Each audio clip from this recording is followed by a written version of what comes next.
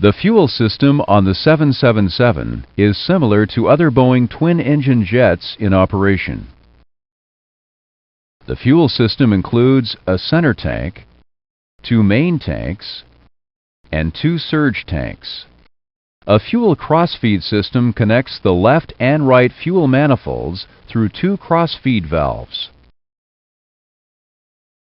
The left and right main tanks each contain 2 AC motor-driven fuel pumps. The center tank contains 2 AC motor-driven override jettison pumps. These pumps have a higher output pressure than the main tank pumps and are used for normal fuel feed as well as fuel jettisoning. A DC fuel pump located in the left main tank feeds fuel to the APU until AC power is established. Jettison pumps located in each main tank assist the center tank pumps in jettisoning fuel from all 3 tanks. Each fuel tank contains sensors that input their data to the fuel quantity indicating system. The fuel quantity indicating system uses fuel height and density to calculate fuel quantity in kilograms. The fuel quantity is displayed full-time on the lower right corner of the ICAS. The fuel temperature is also sensed and displayed full-time on the ICAS. The controls for the fuel system are located on the overhead panel. Notice that the panel layout resembles a simplified fuel schematic. To help us review the fuel system, select the fuel synoptic.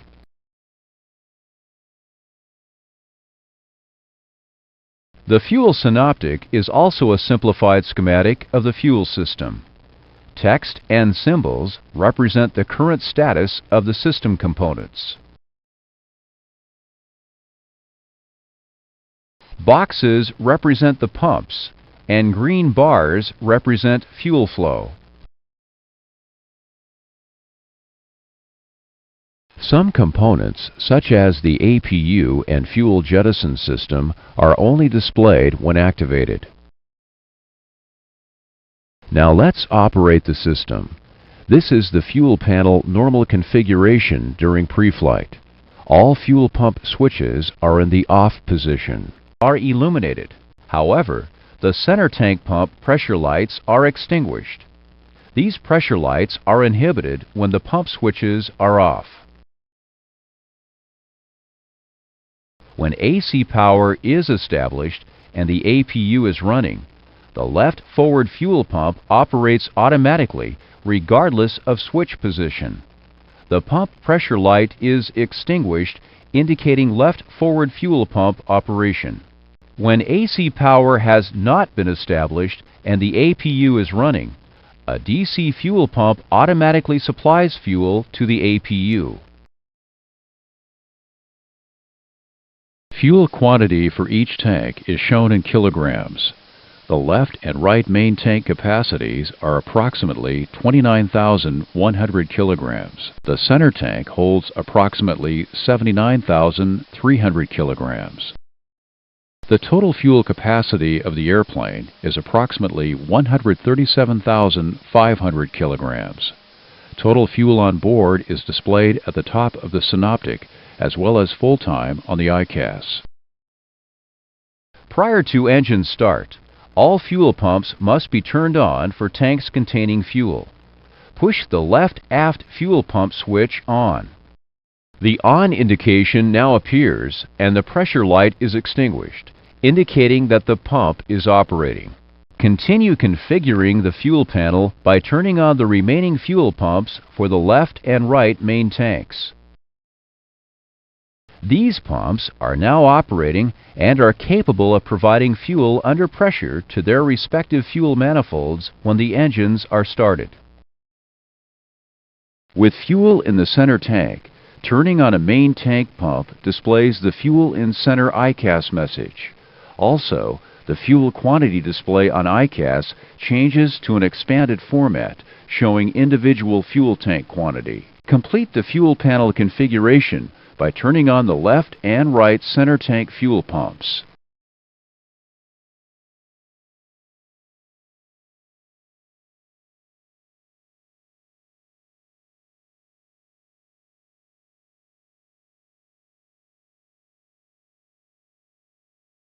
With only one electrical power source, one or both center tank pumps are load shed. In this situation, the pressure light on the non-powered pump remains illuminated, but the fuel pump center left ICAS message is inhibited. The center tank pumps have a higher output pressure than the main tank pumps.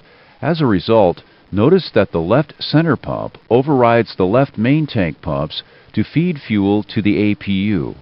The center tank pumps also override the other main pumps when the engines are started. The fuel panel is now configured for engine start. All tanks contain fuel, so all fuel pumps should be turned on. The cross-feed valves are controlled by these two switches. The switches should be off and the valves closed prior to engine start. The left and right fuel manifolds are isolated when both valves are closed. The cross-feed system is only used in non-normal conditions and will be discussed in more detail later. When the engines are started,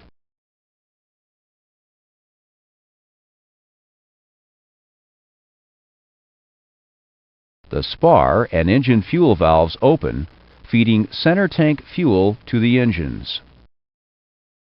Turning off the APU removes the APU symbol and fuel flow from the synoptic.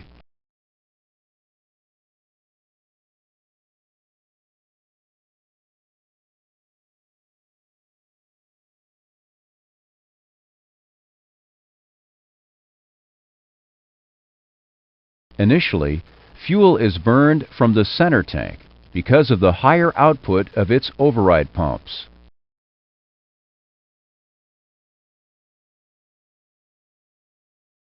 When the usable fuel in the center tank is depleted, the ICAS advisory message, "Fuel Low Center," appears. The associated pressure lights also illuminate. Turn off the center pump switches.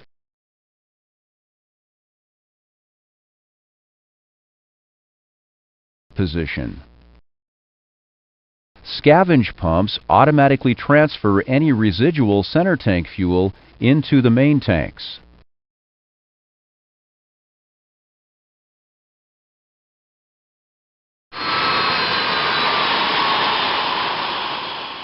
Fuel pumps.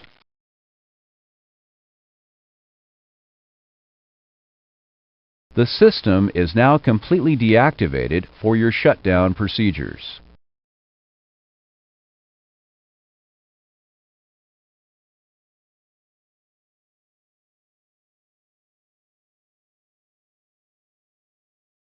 During flight, fuel can be jettisoned to reduce the gross weight of the airplane. The first step in jettisoning fuel is to arm the jettison system. Push the fuel jettison arm switch to arm the system. Touch the highlighted area. Notice that the armed indication and the jettison portion of the fuel synoptic appear. The fuel temperature on ICAS is replaced by fuel to remain. The fuel to remain initializes to a fuel quantity that will leave the airplane at maximum landing weight. This knob sets the fuel to remain value if other than maximum landing weight is desired. Let's increase the fuel to remain to 54,400 kilograms. First, pull the fuel to remain selector out. Notice that manual appears in amber, replacing maximum landing weight when the fuel to remain selector is pulled out. When rotating the fuel to remain selector left or right, the fuel to remain value changes slowly. Rotating the selector further left or right changes the value more quickly. Rotate the selector clockwise and hold until the fuel to remain reaches the desired value. When the fuel to remain value reaches 54,400 kilograms, Release the selector back to center. The selector knob must be left pulled out. If pushed in, the fuel to remain value reverts back to the maximum landing weight fuel. The final step in jettisoning fuel is to activate the system by pushing both nozzle switches to open both nozzles. Push both fuel jettison nozzle switches on.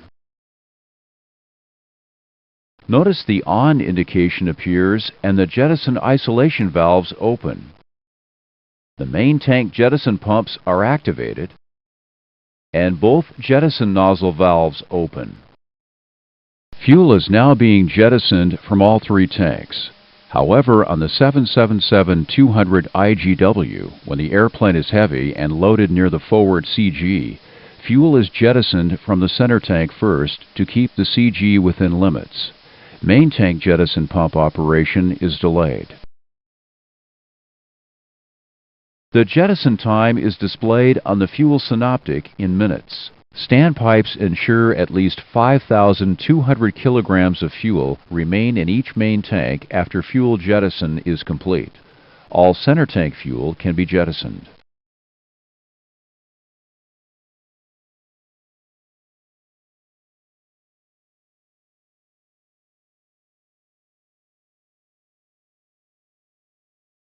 The fuel to remain value flashes to alert the crew to fuel jettison completion. The main tank jettison pumps automatically shut off and the jettison isolation valves close.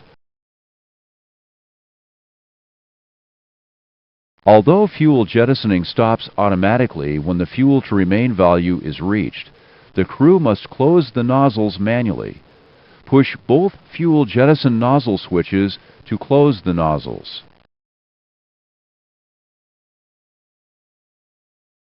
Touch the highlighted area. Continue. We pulled the fuel to remain selector out to manually set the fuel to remain target value. Push the selector back in now. Finally, push the arm switch to disarm the fuel jettison system.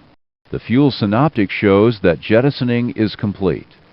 Fuel jettisoning can be manually terminated at any time by closing both nozzles or deselecting the arm switch.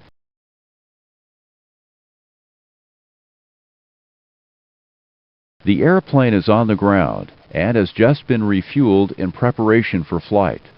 Display the fuel synoptic. Based on the fuel load depicted, configure the fuel panel for engine start.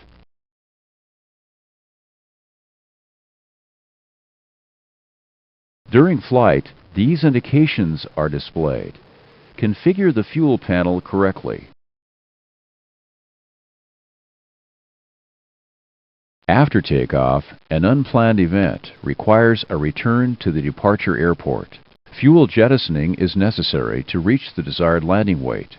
Perform the first step to begin the jettison process. First, arm the system. Due to the length of the landing runway, decrease the fuel to remain to 40,800 kilograms.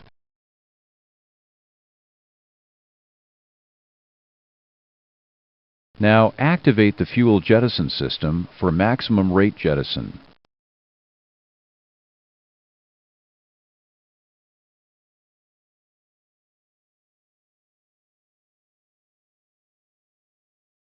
Total fuel quantity has reached the fuel to remain level. Complete the fuel jettison process.